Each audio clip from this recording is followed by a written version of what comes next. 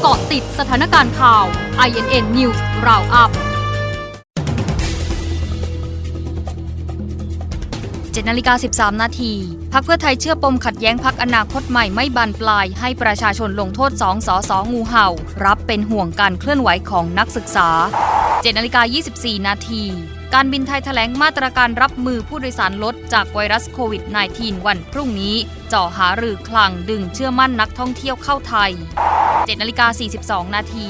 ไฟไหม้โกดังเก็บเฟอร์นิเจอร์ไม้ในซอยลาดพร้าว101 วอดเจ้าหน้าที่คุมเพลิงสงบเร่งหาสาเหตุล่าสุด 7:55 นาที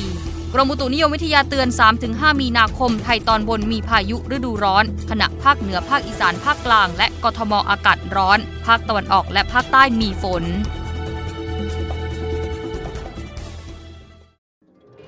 เกาะติดสถานการณ์ข่าว INN News Roundup